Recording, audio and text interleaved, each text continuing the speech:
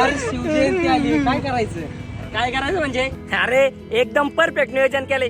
DJ सांगितलंय 12 base गाणी ऐकून लोकांच्या कांटाळे बसले पाहिजे. लोकांना कळायला पाहिजे शिवजयंती आलीच म्हणून. अरे हे तर काहीच नाही, आमच्या गावात गौतमी पाटलाने नियोजन चालू आहे. सरकार तुम्ही केलंय मार्केट दणका उडला पाय